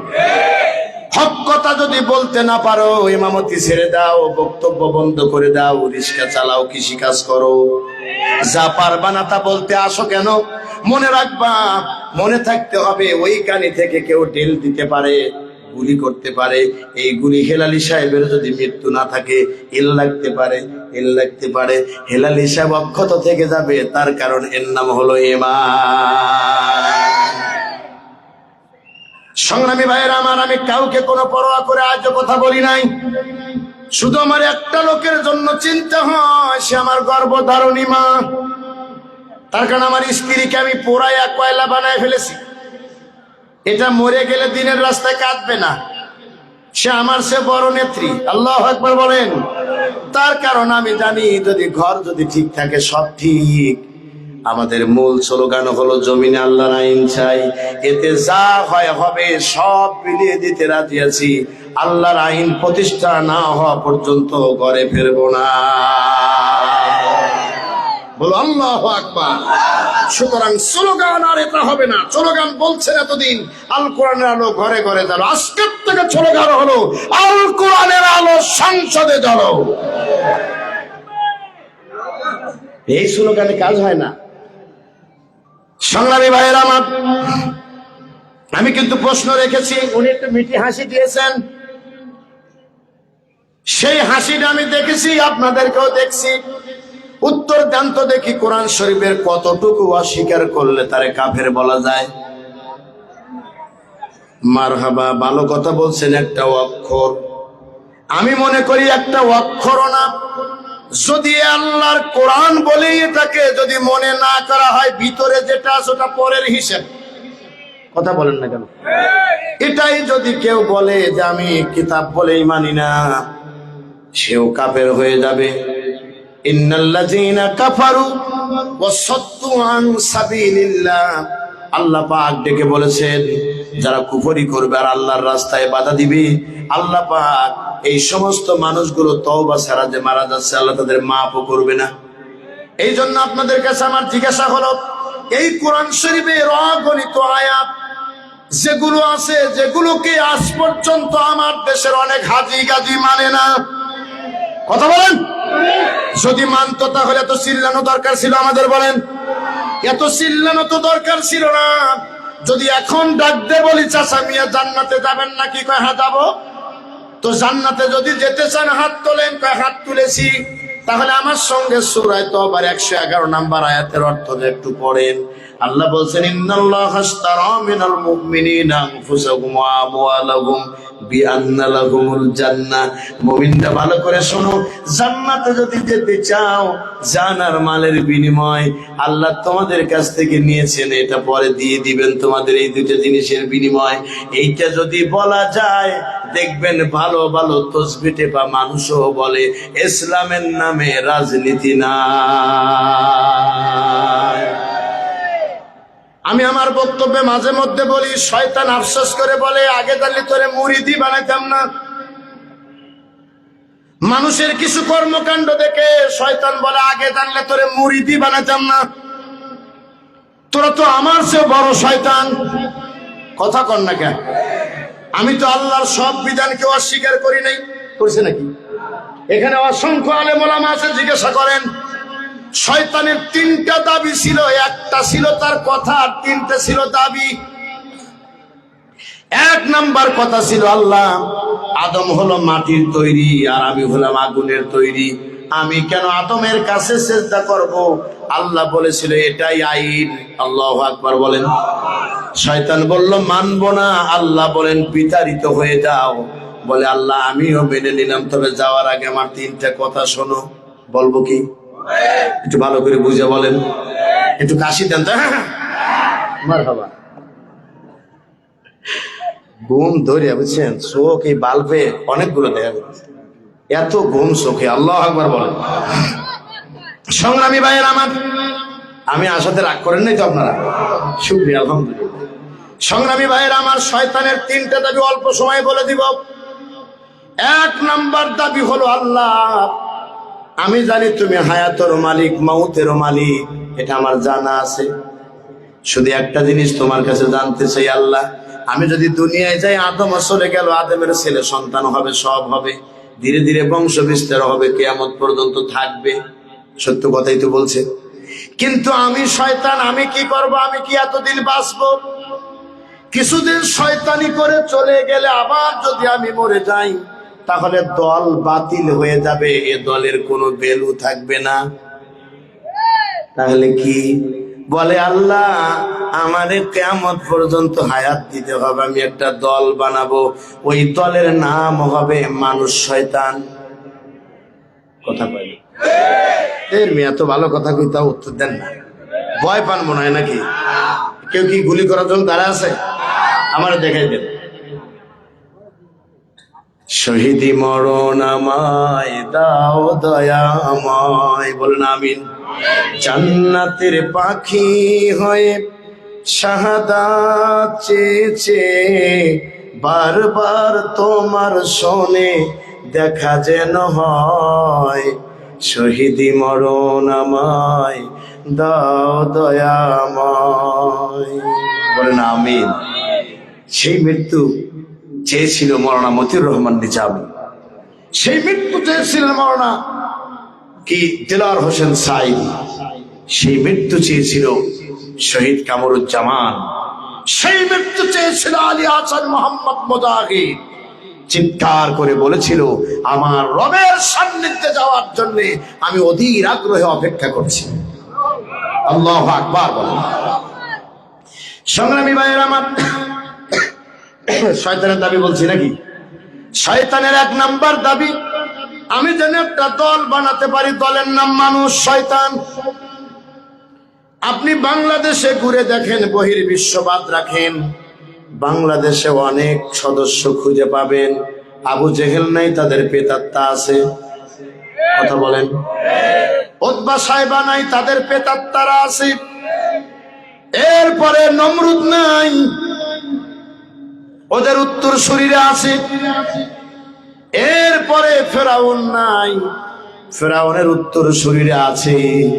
কিন্তু বলেন তো দেখি, আজ পর্যন্ত শয়তানের কোন কর্মকাণ্ড বন্ধ হয়েছে নাকি? এই জন্য একটা দল বানাবো আল্লাহ, কিয়ামত পর্যন্ত হায়াত দাও। আল্লাহ বলে মঞ্জুর করলাম, যাও দিয়ে দিলাম। আর কি চাও বলো? বলে দ্বিতীয় নাম্বার হলো, আল্লাহ আমি জানি তুমি রিজিক দাতা, তুমি আল্লাহু খায়রুর রাজিকিন, তুমি উত্তম রিজিক সরবরাহকারী, এটা আমি ভালো করে জানি। সুতরাং তোমার কাছে আমার দাবি, এই দল চালাতে টাকা লাগবে, খাদ্য লাগবে, পানীয় লাগবে, কেউ তো দিবে না। আমি যদি না দিতে পাবে কোথায় ওরা? সুতরাং এমন একটা ব্যবস্থা করে দাও, চুরি করব, বাটপারি করব, সব করব, চাঁদাবাজি করব, রিজিক যেন বন্ধ না হয়। এই জন্য দেখবেন সুদখোরের কপালে সম্পদ বেশি। কথা কয় না? এই জন্য দেখবেন চাঁদাবাজদের বাড়িঘর বেশি। এই জন্য দেখবেন রাস্তাঘাটের ইট বালু যারা চুরি করে খায়, ওরা বেশি ভালো মন্দ খায়। এর মানে হলো এ দাবি ওদের লিডারের দাবি। কথা কয় না? ওদের লিডারের নাম কি? শয়তান। আরো জোরে বলেন। শয়তান হলো ওদের লিডার। ওরা বলে এসেছে যে আল্লাহ দিও, আমরা খাবো। আল্লাহ বলবে খাও, কুলু ওয়া তামাত্তাউ ক্বালিলান ইন্নাকুম মুজরিমুন। আল্লাহ বলছেন খাও আর আনন্দ করো। মনে রাখবা, একদিন না একদিন আমার কাছে তোমারে আসামি হয়ে ধরা দিতে হবে। সেদিন তোমারে কে বাঁচাবে? আমি ধরবো, আমি মারবো, আমি তোমারে শেষ করে দিব বান্দা। কেউ প্রতি উত্তর করতে পারবে না। ওয়ালা ইয়াখাফু কুবাহা, আমার ধরা থেকে কেউ আবার আমাকে উল্টো আঘাত করবে, এই চিন্তা থেকে আমি আল্লাহ রাব্বুল আলামিন মুক্ত। ওই কবরের চিন্তা একবার করো, চাঁদাবাজি বন্ধ করো, হাইজাকার হয় না। মনে রাখবা, এই জীবন কিন্তু কি হয়ে যাবে? অভিশপ্ত হয়ে যাবে। বলেন ঠিক কিনা? আমার বন্ধুগণ, শয়তান বলল রিজিকের ব্যবস্থা করে দাও। আল্লাহ বললেন যাও, দিয়ে দিলাম। এবার 3 নাম্বার শয়তান বলল, আল্লাহ রিজিক দিলা, হায়াত দিলা, আর একটা জিনিস দিবে না। বলে কি? বলো। বলে বাইয়ে বাইয়ে মারামারি লাগাই দিব, স্বামী স্ত্রীর ঝগড়া লাগাই দিয়ে আবার সংসার করাবো। কথা বলে না? এক নেতা আর এক নেতারে গুলি করে মারবে, এই নিয়ে তো অনেক কথা সৃষ্টি হবে। তাহলে লোকজন যদি আমারে দেখে, তাহলে এমন কোন দোলাই দিবে, কোথাও গিয়ে পালায় থাকতে পারবো না, মানুষ আমারে ধরে মারবে। সুতরাং তুমি একটা কাজ করো, আমাকে মানুষের চোখ থেকে আড়াল বানায় দাও, আমি যেন একটু ভালো করে শয়তানি করতে পারি। কথা বলেন না কেন? বিগত 16 বছরে যারা ক্ষমতায় ছিলেন, তারা সব করেছে, বুঝতে পেরেছে। একটা জিনিস বুঝতে পারে নাই, তাহাজ্জুদের নামাজ পড়েছে তাদের নেত্রী, মাথায় পট্টি বেঁধেছে, কোরআন শরীফ পড়েছে, কত ওমরা করে ছবি তুলে দিয়েছে, দেখে মনে হয়েছে রাবিয়া বসরিয়া বাঙ্গালিয়া এত সুন্দর চেহারা নিয়ে সব কিছু করেছে, কিন্তু ভোট চুরি করলে যে গুনাহ হয় এটা ম্যাডাম কোনোদিনও বোঝে না। কোন মিথ্যে কথা বলছি? আপনি বুকে হাত দিয়ে বলেন তো দেখি, আপনি ভোট দিতে পারছেন? ওই দেখেন কিছু লোক কিছুই বলে নাই, কয় যে না হুজুর আমি তো দিছিলাম। আপনি দিছিলেন? সংগ্রামী ভাইয়ের আমার, আপনি তো দেনই নাই, আপনার 5 বছর আগে যারা মরছে ওরাও দিছে। এক চাচা মিয়া স্ত্রী মারা গেছে মনে করেন 5 বছর আগে, উদাহরণ,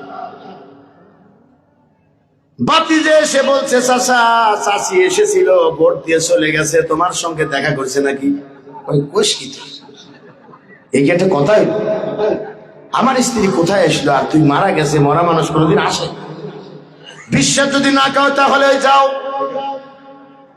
ভোট কেন্দ্রে, যাও লিস্ট খুলে দেখো করিমুন্নেসা ভোট দিয়ে চলে গেছে।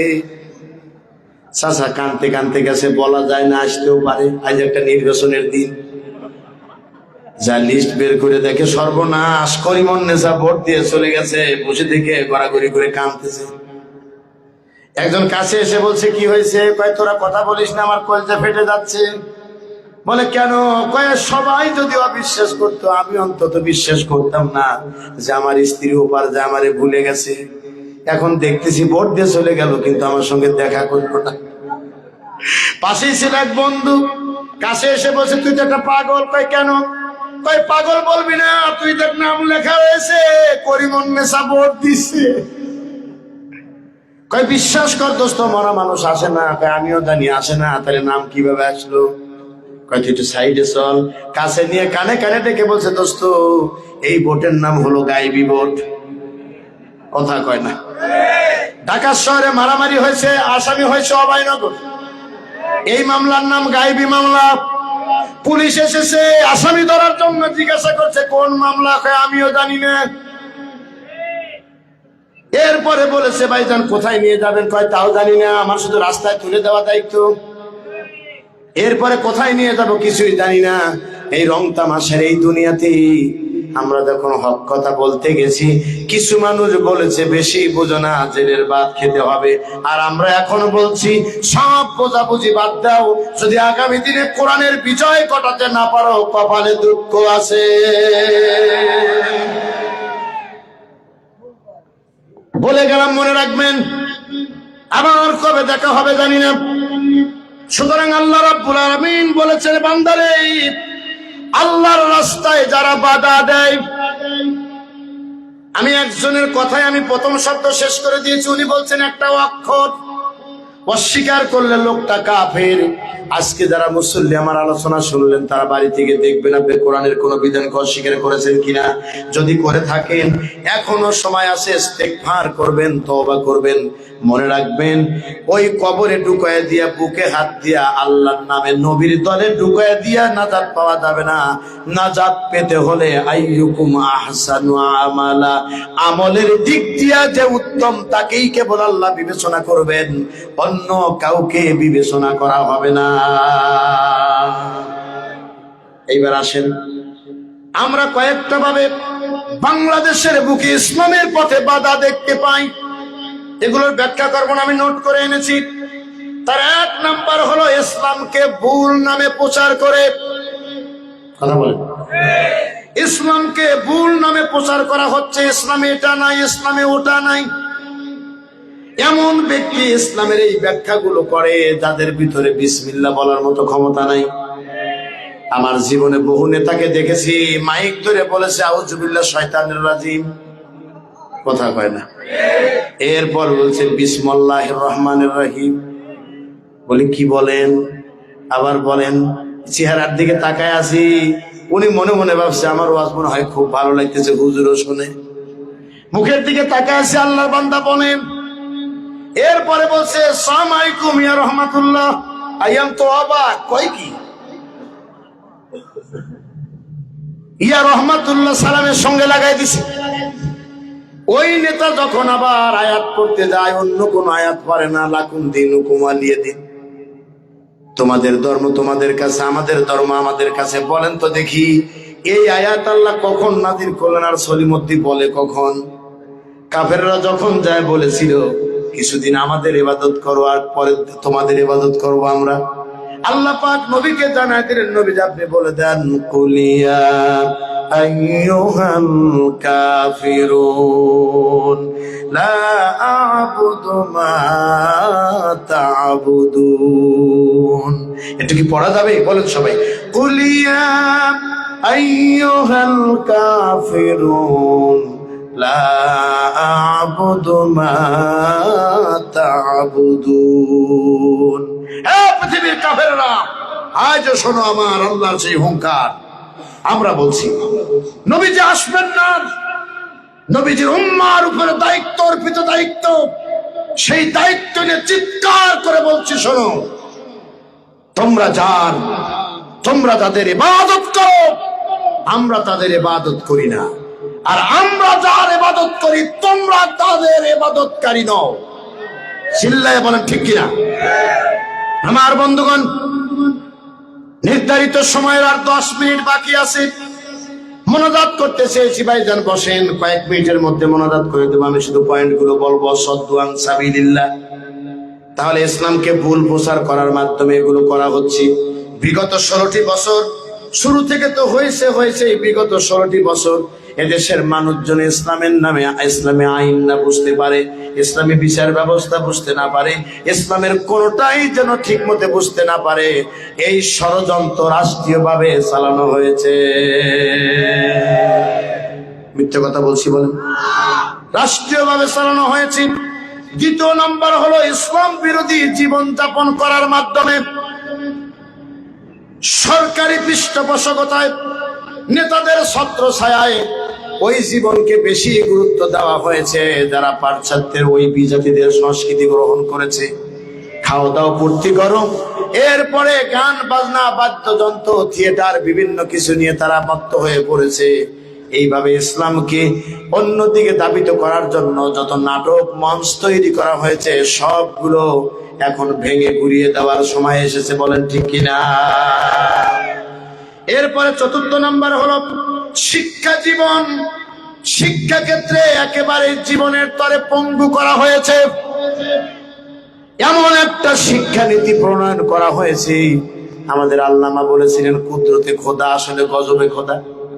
এ লোকটা নাস্তিক, এ লোকটা ইসলামের চূড়ান্ত দুশমন। এর শিক্ষা ব্যবস্থা বাস্তবায়ন করে এদেশের মানুষকে নাস্তিকতার দিকে ঠেলে দেওয়া হয়েছে। চতুর্থ নাম্বার হলো চারিত্রিক অধঃপতন। এই সমস্ত কর্মকাণ্ডের মাধ্যমে বাংলাদেশের সব মানুষের কলজার ভিতর থেকে ঈমান বের করার ষড়যন্ত্র করা হয়েছে।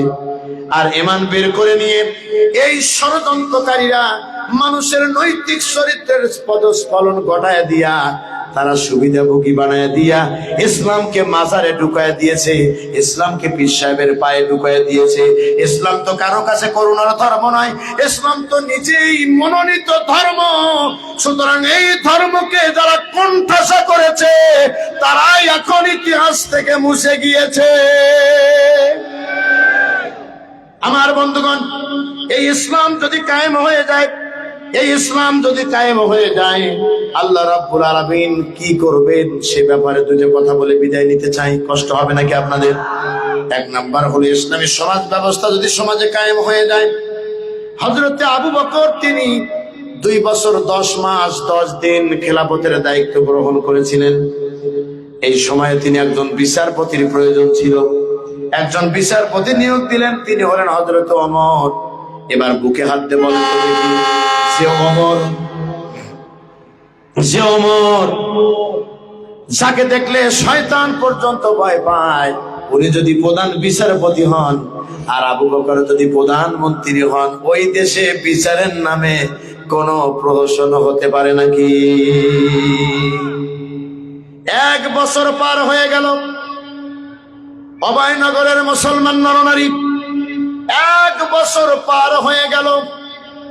হযরত ওমর এসে আবু বকরকে বললেন, আমিরুল মুমিনিন, আমার পক্ষে আর চাকরি করা সম্ভব না, চাকরি পায় না আর উনি করবেন না। বলে কেন করবেন না? বলে 1 বছর চাকরি করেছি, একজন মানুষ আমার কাছ থেকে বিচার চায় নাই। সুবহানাল্লাহ, বাড়িজা বলবেন নাকি? একজনও বিচার চায় নাই। সুতরাং বসায় রেখে বেতন দিয়ে কোনো লাভ নাই। আবু বকর বললেন, চাকরি ছেড়ে দিলে মানুষ হয়তো সন্দেহ করবে, তার এগুলো না করে একটু তদন্ত করে দেখেন কেন বিচার চায় না। তদন্ত করে দেখা হলো, রিপোর্ট এনে তৈরি করে ধরা হলো, আর বলা হলো আমিরুল মুমিনিন, আমি যে দেশের প্রধান মন্ত্রীর প্রধান বিচারপতি, ওই দেশের সংবিধান চলে কোরআন দিয়ে। আবু বকর বললেন, ওমর রে, যে দেশের সংবিধান চলে কোরআন দিয়ে, ওই দেশের মানুষ এত সহজে অপরাধী হতে পারে না। আমার বন্ধুগণ, ইসলাম যদি কায়েম হয়ে যায়, আমি শুনেছি অগণিত মা বোনেরা এসেছেন আমার দেশে, এক ধরনের মানুষ প্রচার করে বেড়াচ্ছে, ইসলাম যদি কায়েম হয় তাহলে নারীদের ঘরের ভিতরে আটকায় রাখবে, নারীদের বের হতে দিবে না, একেবারে তাদের বন্দী জীবন হবে। মা বোনরা ভালো করে শোনেন, ইসলাম যদি কায়েম হয়ে যায় তাহলে আপনাদেরকে ঘর থেকে বের হতে দিবে, এটাই স্বাভাবিক। তার কারণ আপনার গায়ের কাপড়, আপনার পরনের পোশাক আপনি কিনবেন, এটাই স্বাভাবিক। এই জন্যে মার্কেট গুলোকে পৃথক পৃথক করে দেওয়া হবে।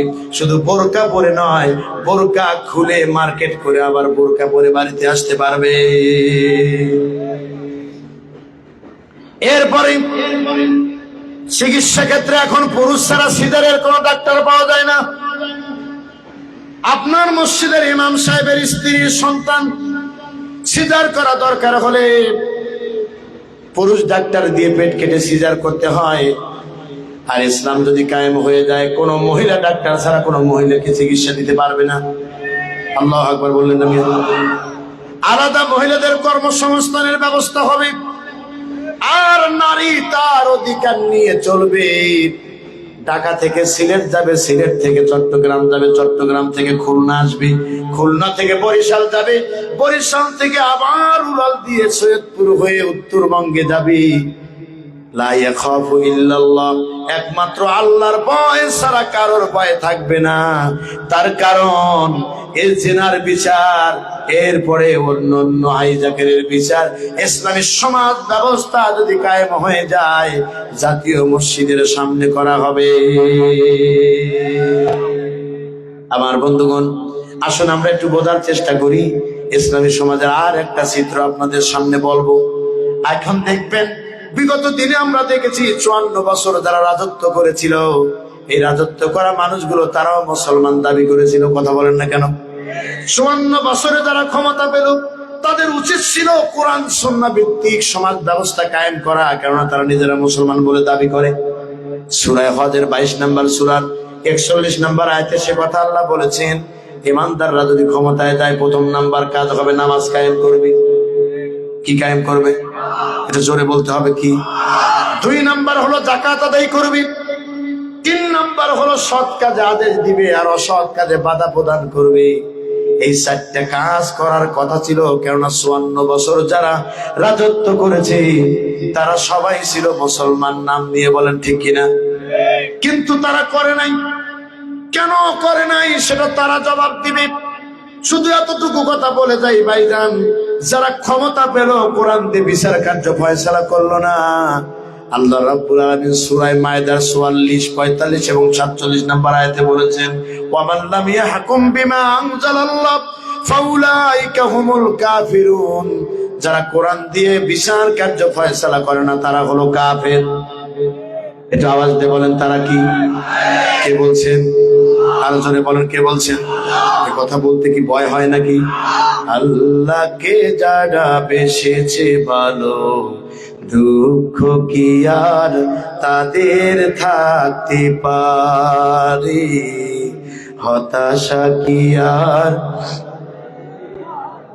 বলেন, যারা লয়েছে মুখে কোরআনের বাণী, লয়েছে মুখে কোরআনের বাণী, হতাশা কি আর তাদের থাকতে পারে, দুঃখ কি আর তাদের থাকতে পারে। সামনে বাড়ালো পাহারাস নতুন পৃথিবী গড়তে, জানা তো আছে তাদের সবার কত যে হবে লড়তে। বল আল্লাহু আকবার। সামনে বাড়ালো পাহারাস নতুন পৃথিবী গড়তে, জানা তো আছি তাদের সবার কত যে হবে লড়তে।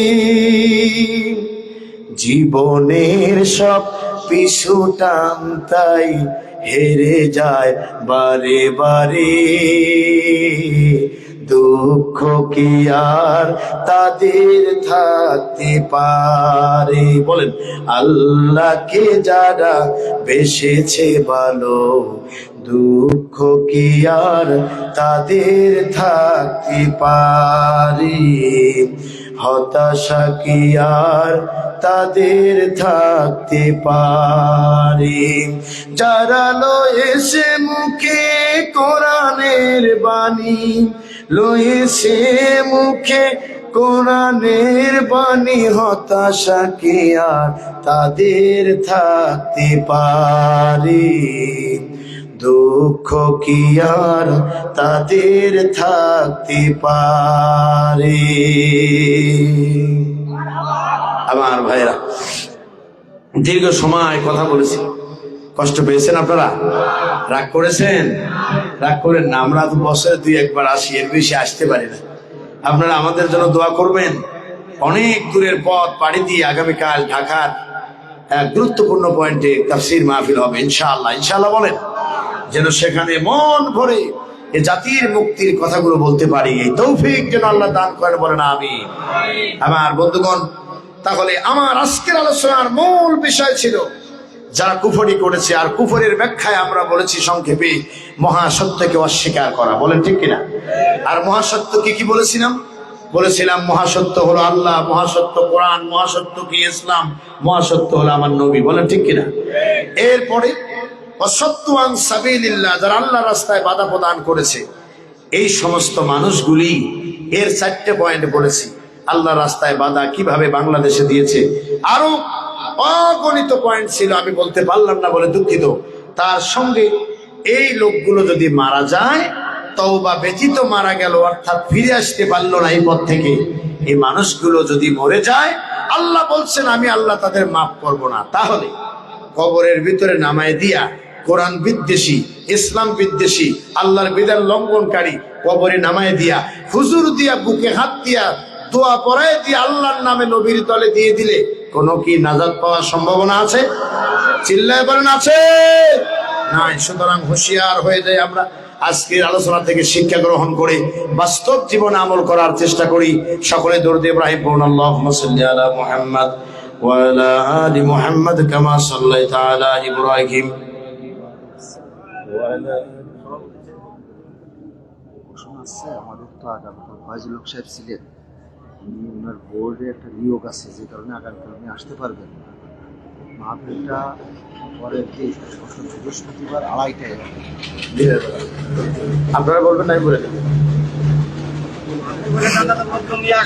জি শোনেন, একটা জরুরি এলান শোনেন।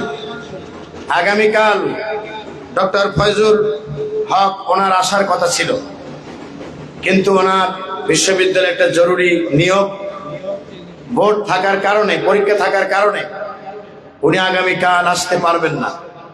এজন্যে এই মঞ্চে পরের দিন দিনের বেলায় দুপুর 2টায় অর্থাৎ 2:30টার সময় উনি এখানে তাশরীফ আনবেন এবং কথা বলবেন। আপনারা ইনশাআল্লাহ আসবেন এবং অন্যকে সাথে নিয়ে আসবেন ইনশাআল্লাহ। ইনশাআল্লাহ বলেন। আগামীকাল নয়, বরং পরের দিন, অর্থাৎ কাল কি বার? বুধবার। পরের দিন কি? বৃহস্পতিবার। বৃহস্পতিবার আপনার জোহর আপনারা এসে এই মাহফিলে শামিল হবেন ইনশাআল্লাহ বলেন। আল্লাহ যেন কবুল করেন, বলেন আমিন। আর কোনো ঘোষণা আছে? সভাপতি সাহেব একটু সালাম দিবেন। আলহামদুলিল্লাহ। জি আপনারা উঠতেছেন কেন? হ্যাঁ,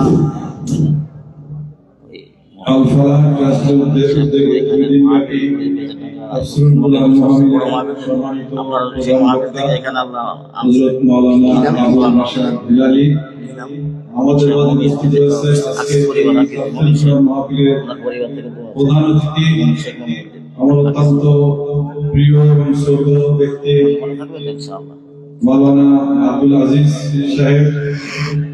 আরো উপস্থিত রয়েছেন আল ফালাহ ট্রাস্টের সভাপতি অধ্যাপক সর্দার শরীফ হোসেন সহ অনেক গণ্যমান্য ব্যক্তি, আলেম ওলামা, সকলকে আমি ধন্যবাদ জানাচ্ছি। এবং আজকে মহান আল্লাহ পাক রব্বুল আলামিনের দরবারে আমাদেরকে সম্পূর্ণ সুস্থ অবস্থায় এই মাহফিলে আসার তৌফিক দিয়েছেন এবং এতক্ষণ পর্যন্ত হুজুরের কাছ থেকে যে গুরুত্বপূর্ণ বক্তব্য শোনার তৌফিক দিয়েছেন, তার জন্য আল্লাহর কাছে লাখো কোটি শুকরিয়া আদায় করতেছি। সম্মানিত মুসল্লি ভাই ও বন্ধুগণ, আমাদের প্রিয় নবী হযরত মুহাম্মদ মুস্তাফা সাল্লাল্লাহু আলাইহি ওয়াসাল্লাম বলেন, আল্লাহ পাক বলেছেন যে আমার দুনিয়ায় যখন কোনো মজলিস বা কোনো সমাবেশে আমার কুরআন এবং রাসূলের হাদিসের উপর কথা বলা হয়, আলোচনা করা হয়, তখন ওই সমাবেশে যারা বসে থাকে আমি আসমান থেকে তাদের উপরে রহমতের ফেরেশতা প্রেরণ করি এবং যতক্ষণ ওই মজলিসে আল্লাহ এবং রাসূলের কথা বলা হয় ততক্ষণ ওই ফেরেশতারা রহমত বর্ষণ করতে থাকে। তার মানে কি, আমরা এতক্ষণ রহমতের মধ্যে বসেছিলাম, বৃষ্টির মধ্যে, তাই তো? তো আগামীকালও আমরা চিন্তা করছিলাম রহমতের মধ্যে বসে থাকবো, কিন্তু আপনারা হয়তো শুনলেন যে আগামী পরশু দিন ডাক্তার ফয়জুল্লাহ সাহেব 2:30টার সময় আসবে। তো আমি মনে করি অত্যন্ত ভালো বক্তা এবং ওই মজলিসে আমি মনে করি অনেক লোক হবে, অনেক লোক সমাবেশ হবে। আপনারা যারা আজকে এখানে রহমতের বর্ষা গায়ে মেটেছেন, আগামী পরশু দিনকে আপনাদের পরিবার পরিজন যারা আছে, আত্মীয় স্বজন, সকলে যাতে রহমতের বৃষ্টি গায়ে লাগাতে পারে সেই ব্যাপারে আপনারা উদ্যোগী হবেন, সবাইকে সঙ্গে করে নিয়ে আসবেন, ঠিক আছে? আর আমাদের হুজুর অনেক মূল্যবান কথা বলেছেন। আপনারা সকলে জানেন যে আমাদের দীর্ঘদিন যাবৎ তাফসীর মাহফিলগুলো আপনারা ফেসবুকে দেখেছেন, আপনারা ইউটিউবে দেখেছেন।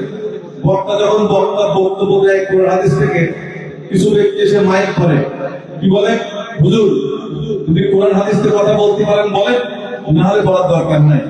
আচ্ছা বলেন তো, আপনারা তো অনেকে অনেক মাহফিল শুনছেন, কোথাও কি কোনো বক্তা কোরআন হাদিসের বাইরে কথা বলেন না?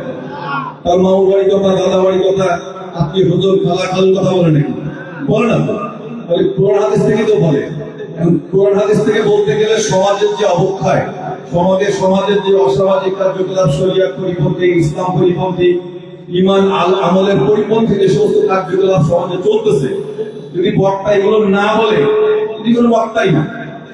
উনি কোরআন হাদিসের আলোকে এগুলো বলতে হবে যে সমাজের এটা খারাপই, এটা খারাপ কাজ, এটা খারাপ কাজ, এটা করবেন না, এটা ভুল। সারা জীবন রাসূল সাল্লাল্লাহু আলাইহি ওয়াসাল্লাম এটাই তো বলে গেছে, তাই না? আর বক্তা যদি এটা না বলে, উনি কিসের বক্তা? উনাকে দেখে চোখে আনন্দ দেখাতে হবে, দেখেন এটা আল্লাহর নিষেধ, এটা রাসূলের নিষেধ, এই কাজটা করবেন না, এই কাজটা করবেন না। আমি আরেকটা কথা বলে শেষ করে দিচ্ছি। ঈমানের 3টা স্তর আছে, 3টা স্তর। প্রথম স্তর, দ্বিতীয় স্তর, তৃতীয় স্তর। প্রথম স্তর হলো আপনার সামনে যখন কোনো কোরআন হাদিসের খেলাফ কোনো কার্যকলাপ হয়, চলতে থাকে আপনার সমাজে, আপনার পরিবারে, তখন আপনি যদি সেটা প্রতিবাদ না করেন, কিভাবে প্রতিবাদ করবেন? হাতের দ্বারা প্রতিবাদ করবেন, হাতের দ্বারা। বুঝতে পেরেছেন তো? এত বড় খারাপ কাজ হচ্ছে, আঘাত করে প্রতিবাদ করতে হবে, এই কাজ করতে দেওয়া যাবে না। এটা হচ্ছে ঈমানের প্রথম স্তর। আর দ্বিতীয় স্তর কোনটা? আপনি দেখছেন যে না, আমি হাতের দ্বারা করতে গেলে আমার হাত ভেঙে যাবে, আমার হাত ভেঙে দেবে, আমি পারবো না। তখন আপনি কি করবেন? মুখের দ্বারা করবেন। কিভাবে? যে না ভাই এই কাজটা করতেছেন, খারাপ কাজ, এই যে ভাই যাত্রা হচ্ছে, নাটক হচ্ছে, যেগুলো হচ্ছে, ভাই এই যে গান টান গাচ্ছেন, যেমন দুশো আগে বললেন যে আমাদের ওই যে আল্লাহ না মুখ নাকি এটা এরকম বলতেছে, আমরা পানি মারতেছি, শুনতেছি, কিছু বলতেছি না, এটা ঠিক না। এটা মুখের দ্বারা বলতে হবে, মুখের দ্বারা প্রতিবাদ করতে হবে যে না এটা আমরা মানি না, ওর বিচার চাই, ঠিক আছে? এটা মুখের দ্বারা। এটা ঈমানের দ্বিতীয় স্তর। আর ঈমানের একেবারে নিম্ন স্তর, সর্বনিম্ন স্তর হচ্ছে আমি মুখে বললেও ভয়, হাতের দ্বারা বললেও আমার ভয়, জীবন নাশের সম্ভাবনা আছে, তখন কি মনে মনে ঘৃণা পোষণ করতে হবে যে এই কাজটা করতেছে, এটাকে আমি ঘৃণা করতেছি। এটা হচ্ছে ইমানের একেবারে সর্বনিম্ন স্তর। তাহলে আমরা কি সর্বনিম্ন স্তর চাই না সর্বোচ্চ স্তর চাই? তাই যদি চান তাহলে এখন থেকে যেখানে যে অপকর্ম অসামাজিক কার্যকলাপ ইসলাম পরিপন্থী কার্যকলাপ হবে আপনারা বন্ধ করার চেষ্টা করবেন। একা পারবেন না, দুই ভাইকে ডেকে নেবেন, দলবদ্ধ হবে। তাই যা থাকে থাকে মধ্যে থাকলে হয়ে যাবে। এটা আপনারা করবেন। এবং আমি আর কোনো কথা বলতে চাচ্ছি না। আমরা সকালে হুজুর ভাই কিছু বলবেন আমাদের প্রধান অতিথি সাহেব কিছু বলবেন না? আপনি হুজুর মানে আমাদের কাছে দোয়া করে দেবেন, আমার সঙ্গে দোয়া করবেন। প্রধান অতিথি আপনি ছিলেন, উনি এই আপনার আব্দুল আজিজ সাহেবকে একটু সালাম দেন, এমনিতে সালাম দেন, 1 মিনিট শেষ করেন। আসসালামু আলাইকুম ওয়া রাহমাতুল্লাহ। প্রধান অতিথি বসে আছে। আলহামদুলিল্লাহ, আমরা এ পর্যন্ত আমাদের নেতা প্রধান অতিথি প্রধান বক্তব্য থেকে যে বক্তব্য শুনলাম অত্যন্ত গুরুত্বপূর্ণ। সেটা আমরা আলোচনা থেকে আমরা ফায়দা গ্রহণ করবো এবং যা শোনা হয়েছে অত্যন্ত গুরুত্বপূর্ণ এবং সময় উপযোগী এবং আমাদের জন্য কল্যাণকর আলোচনা হয়েছে, যেন শুরু আমল করবো। এবং বিশেষ করে আগামী পরশু দিন যে হবে সভাপতি এই দিন আমরা আসবো, যেহেতু দুপুরে তো আসবো আমরা সকলে দলে দলে নিজের বাড়ি আত্মীয় স্বজন এবার আমাদের ভাই বোন স্ত্রী তাদের আমরা সকলে নিয়ে আসবো। এই আহ্বান রেখে আমরা শেষ করছি। আসসালামু আলাইকুম ওয়া রাহমাতুল্লাহি ওয়া বারাকাতুহু। আলহামদুলিল্লাহ, দেখেন ইসলামী ব্যক্তি যারা হয় তাদের ভিতরে কিছু গুণ থাকে। আজকের মাহফিলের প্রধান অতিথি আমার পাশে বসে আছে, কোনো সারা শব্দ নাই। আর কত চোরকে হজ করে এসেছে, পাশে বসে থেকে বলছে হুজুর একটু বলেন, আমি হজ করে আসি। আমি বলছি আপনার মতো বহু চোর হজ করছে, চুপ করে বসে থাকেন। মানে পাগলের কাছে সে উল্টা পাল্টা। প্রিয় ভাই সব, আমার কাছে একটা দোয়ার আবেদন এসেছে। শেখ মোমেন উদ্দিন, মরহুম শেখ মোমেন উদ্দিন অর্থাৎ আকিজ সাহেবের ছেলে। আমি যখন 2020 সালে আকিজে ওয়াজ করি, সেই মাহফিলে 2-1 শ্রোতা এখানে আছেন না? ও আচ্ছা, অনেকেই আছেন তাই। তো সেই মাহফিলে এই শেখ মোমেন ইনি পছন্দ করে আমাকে দাওয়াত দেন, আলহামদুলিল্লাহ বলেন। এবং ইনি যখন আমি বিদায় নিচ্ছিলাম পরের দিন, আমাকে আমার ড্রাইভারের সামনে বসে ড্রাইভারকে দিয়ে কাইদে ফেলে দিয়েছেন যে আমার বাইককে গাড়িতে উঠাই দিলাম, তুমি একটু দেখে রেখো, রাস্তায় একটু দেখে শুনে চালায়ও। আমি হঠাৎ করে জানতে পারলাম যে ওই করোনাতেই আমার ভাই দুনিয়া থেকে বিদায় নিয়েছেন। আমার সাথে খুব অন্তরের সম্পর্ক ছিল। আল্লাহ তাআলা যেন আমার ভাইকে, যেহেতু একটা দুর্ভাগ্য, একটা মহামারীতে মারা গেছেন, আল্লাহ যেন তাকে মাফ করে দেন, বলেন আমিন। ইনশাআল্লাহ, আল্লাহুম্মা আমিন। ربنا ظلمنا أنفسنا وإن لم تغفر لنا وترحمنا لنكونن من الخاسرين ربنا آتنا في الدنيا حسنة وفي الآخرة حسنة وقنا عذاب النار رب العالمين কোরআনুল কারীমের 2 দিন ব্যাপী তাফসীরুল কোরআন মাহফিল আজকের প্রথম দিনে এলাকার হাজারো মুসলমান নরনারী উলামায়ে কেরামকে সঙ্গে নিয়ে, এলাকার ইসলামী ব্যক্তিবর্গ বিশিষ্ট ব্যক্তিদের সঙ্গে নিয়ে, হাজী সাহেবদের সঙ্গে নিয়ে আমি গুনাহগার বাংলাদেশের ঐতিহ্যবাহী জেলা যশোর জেলার অন্তর্গত অভয়নগর নাওপাড়া স্কুল মাঠে বসে থেকে কথা বলছি তোমার দরবারে। রব্বুল আলামিন, এই হাত তুলে তোমার কাছে প্রার্থনা জানাই, এত সময় যা কিছু আলোচনা করা হয়েছে ভুল ত্রুটি ক্ষমা করে দাও। এর জানে কি হয় আমাদের একান্ত প্রিয় নবী শাফায়েতে যিনি আমাদের একান্ত কান্ডারি বিশ্ব নবীর রূহ মোবারকে হাদিয়াটুকুন পৌঁছে দাও। তামাম পৃথিবীর মাটির নিচে যত মুমিন মুমিনাত ঘুমিয়ে গেলেন, তাদের প্রত্যেকের কবরে সওয়াব পৌঁছায় দাও। এভাবে যখন দোয়া করতেছিলাম, হঠাৎ করে মার কথা মনে পড়েছে, বাবার কথা মনে পড়েছে। ওই বাবা মা যারা হারিয়ে ফেলেছি, বাবা মার কবরে যদি আযাব হয়, আযাবুল কবর মাফ করে কবরগুলো জান্নাতের বাগান বানায়া দাও। আয় আল্লাহ তাআলা, যাদের বেঁচে আছে হায়াত বাড়ায়া দাও, প্রাণ পড়ে পড়ে দরদের আব্বা আম্মার খেদমতের তৌফিক দিয়ে দাও। আয় আল্লাহ তাআলা, মেহেরবানি করি জীবনে কত গুনাহ করেছি মনে আছে, কত গুনাহ করেছি মনে নাই। তোমার কাছে প্রার্থনা জানাই, জিন্দেগির গুনাহগুলি মাফ করে দাও। আয় আল্লাহ তাআলা, তোমার কাছে নিবেদন, তুমি বলেছো বান্দারে তুই কাঁদ, আমি যখন দেখি তুই কান্দিস রে, আমার দয়া লাগে মায়া লাগে রে বান্দা, তোর চোখের সামনে হাজির হয়ে যায় আর তোর চোখের পানি রে কুদরতি হাত বাড়ায়া বসিয়ে দিই আর বলতে থাকি আর কান্দিস না, জিন্দেগির সব গুনাহ মাফ করে দিলাম। রব্বুল আলামিন, এইভাবে যদি দুনিয়ায় কোন মায়ের কাছে মা মা বলে কাঁদতাম, এমন নিষ্ঠুর মা নাই যে করে না নিয়ে পারে। বাবা মার সে তোমার লক্ষ কোটি গুণে মায়া বেশি, আমাদেরকে তোমার দয়ার কোলে উঠায় নাও আল্লাহ। আয় আল্লাহ তাআলা, এই জমিন তোমার, আইন চলবে তোমার, এই ব্যবস্থা তোমার পক্ষ থেকে করে দাও। আমরা আর মানুষের রচিত কোনো আইন মানতে চাই না, তোমার আইনের ভিক্ষা চাই আল্লাহ, তুমি আমাদের দিয়ে দাও। রব্বুল আলামিন, তামাম বিশ্বের মুসলমানেরা নিপীড়িত নির্যাতিত গাদা সহ তামাম বিশ্বের মুসলমানকে বামপন্থীরা আজকে মেরে শেষ করে দিল। মেহেরবানি করে মুসলমানদের উত্তরণের পথ কোনটা তোমার জানা আছে, মেহেরবানি করে মুসলমানদের তুমি মুক্তির রাস্তা দেখায় দাও।